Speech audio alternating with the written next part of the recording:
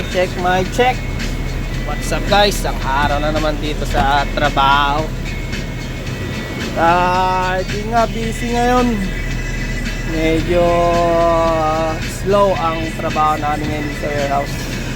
Pero mamaya pagtapos ng trailer ma-load, yun, medyo busy na. Kaya ngayon chill lang muna.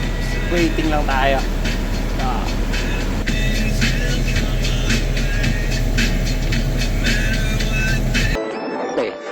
Maganda ba itong hanap buhay na ito, Oo, maganda ito. Medyo boring nga. Kaya guys, gawa tayo ng pagkakabalahan natin. Tara, punta tayo sa likod ng warehouse.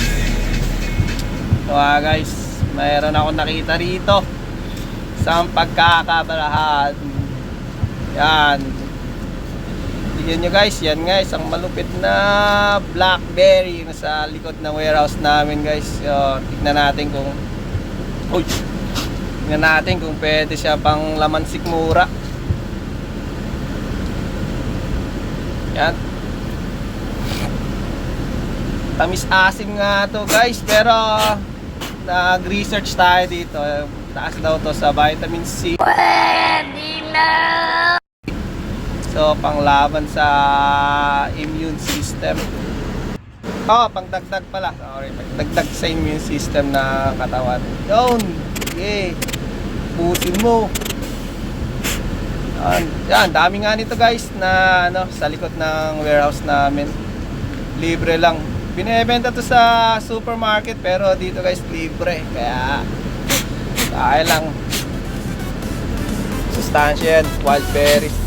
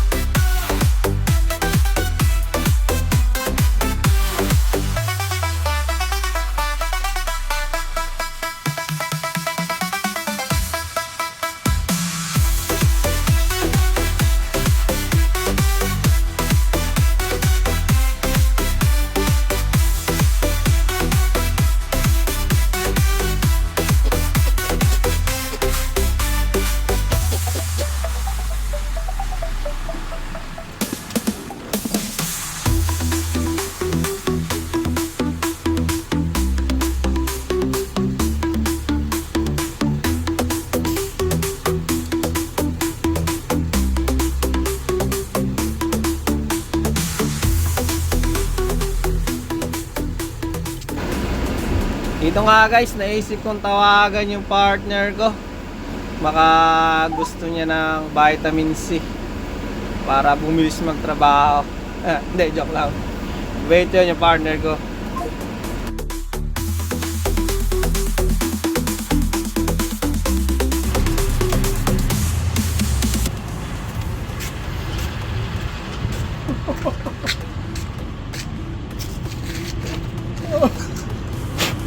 Oh yeah.